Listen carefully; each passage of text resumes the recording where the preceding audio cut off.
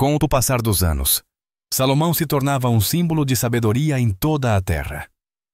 Seu trono era cercado por conselheiros, escribas e visitantes de todas as nações. As decisões que tomava eram justas, equilibradas, carregadas de discernimento. E mesmo diante de desafios cada vez maiores, ele mantinha um coração inclinado para ouvir a voz de Deus. Entre as colunas do templo que mandaria construir mais adiante, a justiça se tornaria uma marca de seu reinado. Salomão passou a julgar não apenas casos simples, mas questões complexas envolvendo líderes, anciãos e disputas de terras. E em cada julgamento, ele buscava sabedoria não em si mesmo, mas no Deus que lhe dera o entendimento em sonho. Certa vez, um velho comerciante entrou no palácio trazendo consigo um pedido inesperado. Trazia uma jovem viúva que havia perdido tudo nas mãos de um homem cruel. Ela estava quase sem voz, quase sem forças, mas ainda havia esperança em seus olhos. Salomão desceu do trono, sentou-se diante dela e ouviu cada palavra. Ao final, não apenas restituiu o que lhe era devido, mas ordenou que aquele que a explorara fosse julgado com severidade.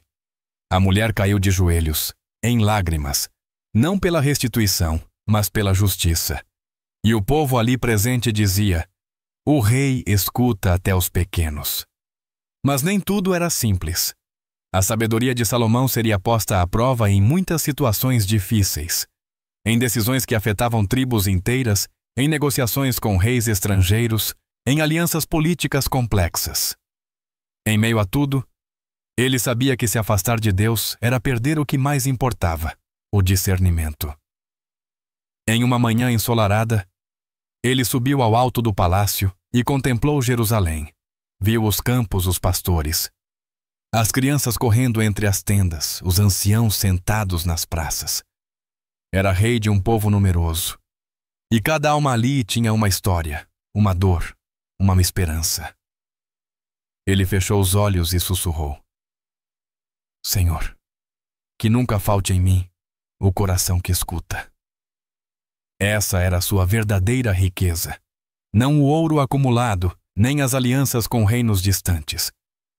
Sua verdadeira glória era julgar com justiça, amar a misericórdia e andar humildemente com Deus. O julgamento das duas mães se tornaria, ao longo das gerações, um marco eterno do que é a verdadeira sabedoria. Não apenas conhecer as leis, mas discernir o coração. Não apenas aplicar justiça, mas revelar compaixão. Na eternidade, Deus ainda se lembra daquele dia em que, diante de uma criança indefesa, um rei escolheu salvar a vida ao invés de dividir o conflito. E assim, nos céus e na terra, Salomão foi lembrado como o rei sábio, o homem que pediu a Deus não riquezas, mas entendimento. E é esse entendimento que ainda hoje nos inspira. Que a sabedoria de Salomão nos lembre que toda a autoridade deve ser usada com temor e com amor.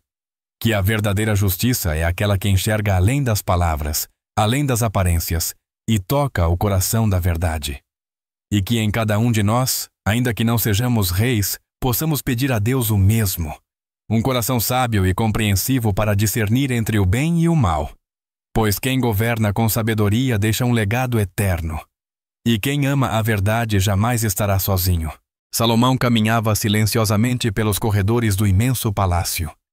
Ainda jovem, mas já coroado rei, seu coração carregava o peso da responsabilidade de governar o povo de Israel. As tochas presas às paredes lançavam sombras dançantes sobre as pedras do chão. E cada passo seu ecoava como um lembrete da missão que lhe fora confiada. Ele havia sucedido seu pai, o grande rei Davi, um homem segundo o coração de Deus. E agora, todos os olhos estavam voltados para ele. Um jovem, em meio a um trono poderoso, cercado de conselheiros, soldados, anciãos e súditos que esperavam sabedoria, força e justiça. Era como carregar o mundo nos ombros.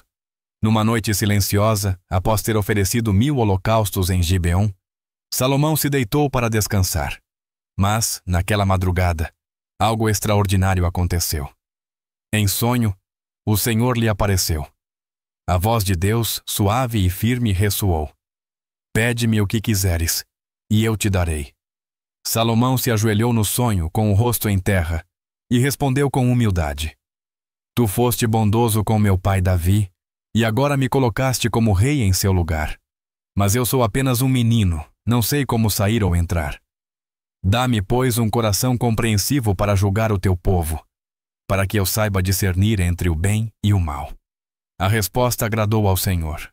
Deus então disse: Por que não pediste riquezas, nem a morte dos teus inimigos, mas pediste sabedoria para governar com justiça? Eis que te dou um coração sábio e entendido. E além disso, te darei o que não pediste: riquezas, honra e uma longa vida, se andares nos meus caminhos. Salomão despertou com o coração ardendo. A presença de Deus ainda parecia pairar no ar. Era como se o céu inteiro tivesse descido ao seu encontro. E naquele dia, ele compreendeu que algo havia mudado para sempre. A sabedoria de Deus agora habitava com ele. Dias depois, 2 guardas entraram apressados na sala do trono. Atrás deles, 2 mulheres caminhavam com passos tensos. Seus rostos denunciavam sofrimento e desespero. Eram prostitutas, moradoras da mesma casa, envoltas numa disputa que ninguém conseguia resolver. Uma delas segurava um bebê nos braços. O pequeno dormia, alheio ao drama que se desenrolava diante do rei. Salomão ergueu os olhos e os pousou sobre as 2 mulheres. Com um gesto, mandou que falassem. A primeira mulher se adiantou e disse: Meu senhor, eu e esta mulher moramos na mesma casa. Dei à luz um filho enquanto estávamos juntas. 3 dias depois, ela também teve um filho. Não havia mais ninguém conosco, apenas nós 2. Ela fez uma pausa, tentando conter as lágrimas, e continuou. Certa noite, o filho dela morreu porque ela se deitou sobre ele. Então, enquanto eu dormia, ela trocou os bebês. Quando acordei para amamentar o meu filho, vi que estava morto. Mas ao olhar melhor, percebi que não era o meu filho. A outra mulher, com voz firme, contestou: Não, o filho vivo é o meu. O morto é o dela. A primeira rebateu: Mentira, o morto é o seu. O vivo é meu. Salomão observava em silêncio. Seu olhar era sereno, mas atento. Os guardas, perplexos, olhavam de um lado para o outro sem saber o que fazer. O clima na sala estava carregado.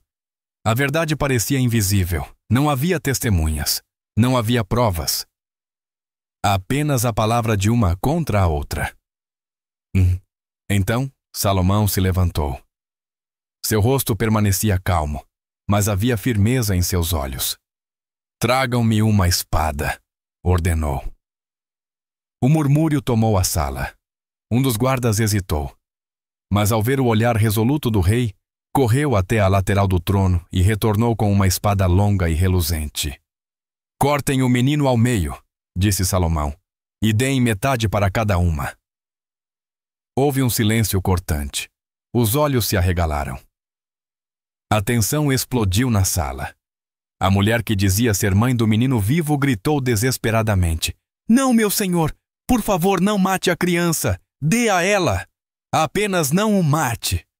A outra, porém, cruzou os braços e disse friamente: Nem meu, nem teu. Cortem-no. Nesse instante, Salomão ergueu a mão. Parem! O silêncio voltou, mas desta vez com reverência. Esta é a verdadeira mãe, disse ele, apontando para a mulher que implorara pela vida do bebê. Entreguem o menino a ela. Somente a mãe verdadeira preferiria perder o filho a vê-lo morto. A decisão percorreu todo o reino como um raio. O povo ficou maravilhado com a sabedoria do rei. Era como se a justiça de Deus tivesse se manifestado através de um homem. E todos passaram a temer e respeitar Salomão, pois viram que nele habitava a sabedoria divina para julgar. A fama desse julgamento atravessou fronteiras. Em terras distantes, reis e rainhas ouviram falar da sabedoria de Salomão. E assim, o trono de Israel se firmava, não pela força da espada, mas pela profundidade do discernimento que Deus havia concedido ao seu servo.